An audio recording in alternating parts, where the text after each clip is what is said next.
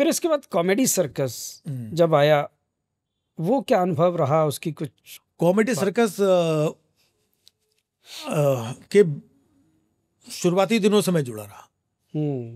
अच्छा, मेरे साथ इत्तेफाक देखिए, लाफ्टर चैलेंज के शुरुआती दिनों से भी, जब लाफ्टर चैलेंज शूटिंग तो बहुत बाद में हुई, जब शुरू हुआ तब मैं सुनील पाल को अपनी बाइक में लेकर के रिहर्सल के लिए लेके जाया करता था। अच्छा। हाँ, तो तब से मैं जुड़ा हुआ था। फिर पूरी शूटिंग में मैं था, तो सारे प्रोसेस में मैं, तो ऐसे ही कॉमेडी सर्कस में मुवा शेखर का आपने बताया है कि शुरुआत, तो कॉमेडी सर्कस में भी ये हुआ। मैं कॉमेडी सर्कस में भी सेकंड सीजन में आया, लेकिन इनका सीजन 1 था, तो उस वक्त सीजन 1 में मुझे बुलाया। तब तक मैं इनके साथ स्टार प्लस के साथ एग्रीमेंट में था, वहाँ से दूसरे चैनल पे नहीं जा सकता था। लेकिन उस वक्त तो कोई राइटर नहीं था, कुछ नहीं था। तो कॉमेडी सर्कस लिखने के लिए I was the only writer. अच्छा। तो मैं लाफ्टर चैलेंज के बाद में लाफ्टर चैंपियन चलता था, चैंपियन, और उनके साथ में एग्रीमेंट में था, परफॉर्म वहाँ करता था, लिखता कॉमेडी सर्कस में था। इनके लिए मैं लिखता था कि भाई परफॉर्म नहीं कर सकता हूँ, लिख तो सकता हूँ मैं। तो उस वक्त कोई राइटर वेटर थे नहीं, तो मैंने वहाँ पर स्क्रिप्ट लिखी। फिर उनका भी दूसरा सीजन आया, तो फिर दूसरे सीजन में फिर मैं वहाँ पर परफॉर्म करने आया। मैं तो वो परफॉर्म करना, अलग अलग गेटअप, अलग अलग कैरेक्टर, हर एपिसोड में कुछ नया लिखना, नया बनाना, हर बार नया, और वो एक ऐसी जगह थी जहाँ पे मुझे बहुत एक्सप्लोर करने का मौका मिला। ऐसे ऐसे कैरेक्टर, ऐसी ऐसी चीजें, मुझे लगता था हर बार कुछ नया लेकर के आऊँ मैं। नहीं, और वाकई बहुत कमाल के, मेहनत भी बहुत होती थी। मतलब वो जो एक्ट देखते थे आपके एक्ट, और कार वाला कमाल का वो था, वो जो कार वाला तो मुझे इतना पसंद था। उसमें ड्राइवर, आप ड्राइवर बने थे, और ड्राइवर था, एक जूनियर डांसर का एक करते थे कि जूनियर डांसर किस तरीके से गाने में शूट चल रहा है, और जैसे कट होता है तो दोनों की लड़ाई चल रही है आपस में, क्या रे तू मेरे को ऐसे ऐसे बोलती है, तेरे को मैं 1 2 3 कट, तो मैं तेरे को क्या बोली थी अपने में बात करनी है, 1 2 3 कट। हाँ, तो मैं चमाट मारी, तो वो पूरा हमने एक्ट किया था कि जैसे कट होता है वो कैसे आपस में झगड़े में लग जाती हैं, और जैसे इधर एक्शन होता है पूरा डांस में मूड में कट हुआ, फिर वो एक ऑब्जर्वेशन था। बढ़िया, जबरदस्त हुए थे। वो था एक और वो डांस वाला था, डांसर जो बने थे मोटी। हाँ, फिर मैंने सी ग्रेट फिल्म की हीरोइन, हाँ, वो ऑब्जर्वेशन था मेरा, मैंने वो किया। फिर एक नौटंकी जो कानपुर में हम देखा करते थे, नौटंकी वाली होती थी, टांग टूंग मैं आपका शुक्रिया ना टी हूँ, वो कैरेक्टर मैंने किया। विक्रम बेताल किया, अकबर बीरबल में लेके आया, अकबर बीरबल बहुत पॉपुलर हुआ, वो बहुत हिट हुआ था। फिर पहले राजेश कुमार के साथ जोड़ी थी, फिर मेरी विक्रांत मैसी, आज जो स्टार का नाम है, हाँ, विक्रांत मैसी मेरा जोड़ीदार बनाया। तो विक्रांत मैसी एकदम ही दुबला पतला हल्का सा, मुझे लगता है इसके साथ कैसे होगा, क्या होगा, बट बहुत अच्छा लड़का है वो विक्रांत मैसी। तो नहीं, उसको बताता था ऐसे करना वैसे करना। मैं मतलब अभी मुझे लगता था कि इतना बड़ा एक्टर है, मैं बोलूं कि मैं उसको बताता था, सिखाता था ऐसे कर, तो आपको सुन के यकीन ना हो, लेकिन वो इतना सीधा साधा ऐसे था, मैं उसको कैसे कैसे करवाता था कि एपिसोड निकल जाए मेरा। फिर भी वो पूरा एनर्जी, ये वो आज भी उसके विक्रांत के साथ बहुत सारे एपिसोड। फिर मनीष पॉल, बिल्कुल जोड़ी बने, मनीष पॉल भी वही थे। मनीष पॉल एंकरिंग वैंकरिंग करते तो बड़े एकदम, उनका ये था कि उसको सॉफ्ट करना, कॉमेडी टाइमिंग के साथ, लाउड था, हाँ लाउड था, बट फिर भी पढ़ा लिखा था, सीखने की ये थी और रेस्पेक्ट थी। कई बार क्या होता है ना, आपका साथी आर्टिस्ट, अच्छा हमको सिखा रही है तू, वो मीम से में आता है ना वो, अच्छा मेरे को सिखा रही है। तो मनीष पॉल के अंदर कभी ये नहीं था, उनके अंदर सीखने की एक बहुत ये थी, मैं कुछ भी बोलता। और दूसरा, वो कभी प्रेशर नहीं, क्योंकि लास्ट मोमेंट तक स्क्रिप्ट लिखता रहता था मैं, एंट्री होने के।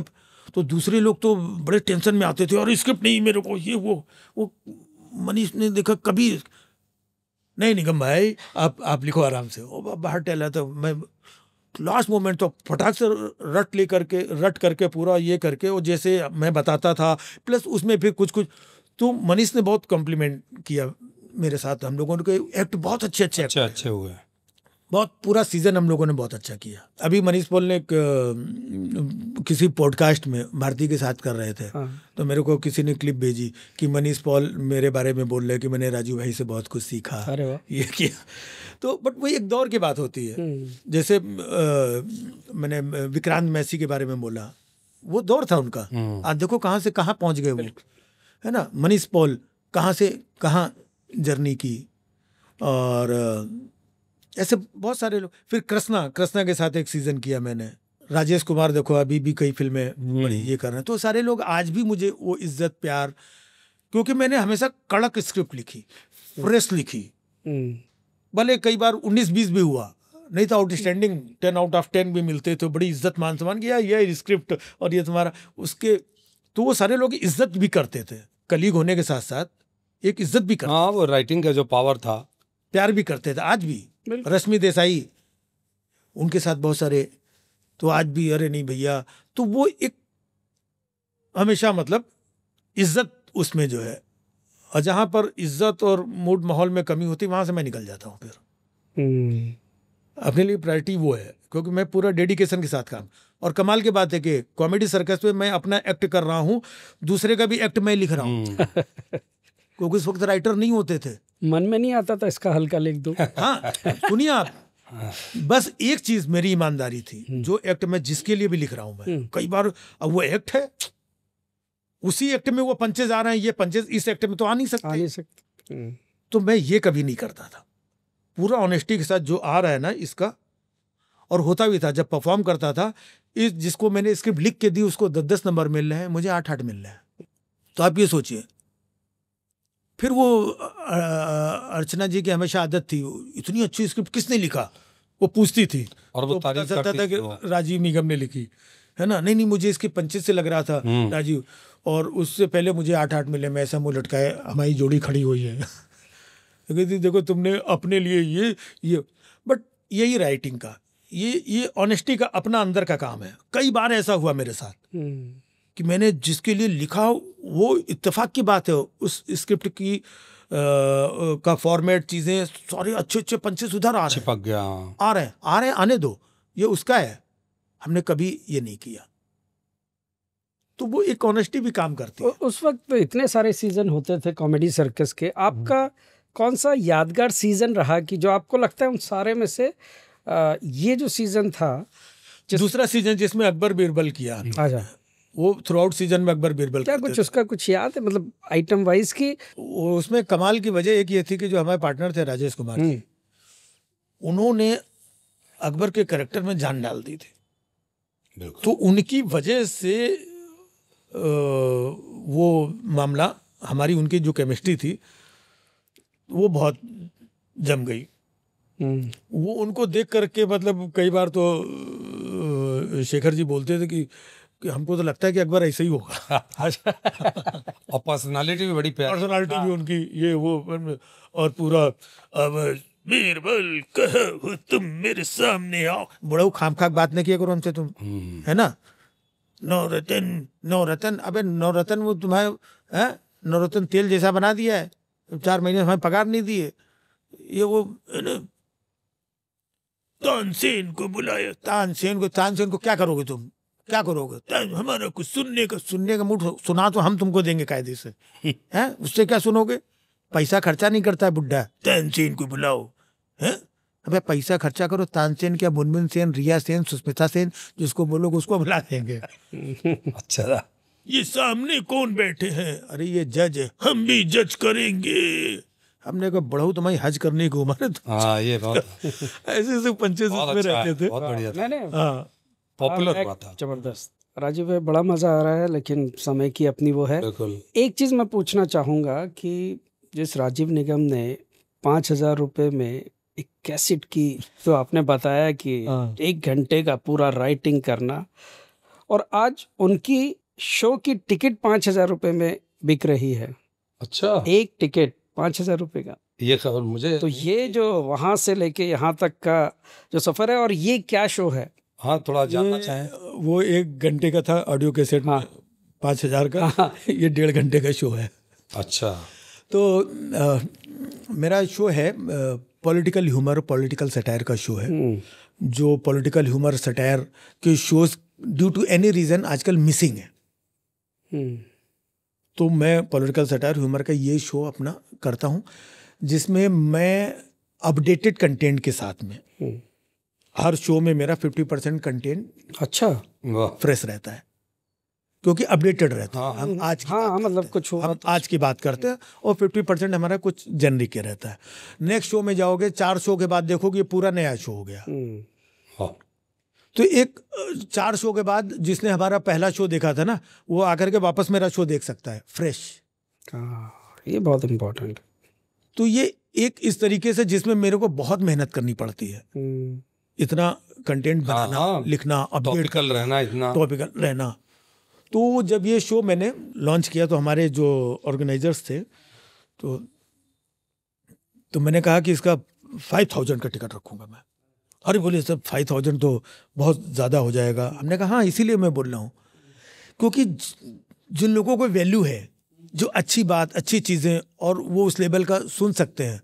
और दूसरी बात, उस लेवल का वो ह्यूमर चीज़ें आजकल कई मार्केट में लोग कर भी नहीं रहे हैं। तो मैं बात पैसे की नहीं है, कुछ सुनने समझने वाले की भी वैल्यू उतनी हो। तो जिसकी वो वैल्यू होगी यहाँ की वो आएगा। और हमारे पहले शो में 18 टिकट 5000 के बिके। अरे वाह, अच्छा साइन है, ये बड़ी बात है। ठीक है, तो अब लिमिटेड शो करें। हमें बहुत सारा, जब हम दूसरे शोज करते हैं तो हमें थोड़ा, चूंकि पब्लिक वैसा शो होता है तो वहाँ पे तो हार्डकोर आपको हंसाना ही है, पब्लिक है, महोत्सव है, ये वो, तो कहीं ना कहीं ट्राइड एंड टेस्टेड पुराने एक्ट करने पड़ते हैं, है ना। लोगों को वहाँ एंटरटेन करना है, तो हम नई चीज़ें, नया कुछ कब और कैसे करेंगे, तो इसके लिए ये शो किया है। अभी हमारे दूसरे सिटीज़ में भी शोज़ हैं। अभी दुबई करने वाला हूँ नेक्स्ट मंथ। अच्छा ये रहा कि इससे ये है कि आपकी अपनी ऑडियंस आएगी। बिल्कुल, हमें बाकी लोगों का ये नहीं है। हम बाकी दूसरे शोज में जाते हैं तो जिस कंपनी का शो होता है, कंपनी के लोग आते हैं, वो मेरा शो देखते हैं, अलग बात है।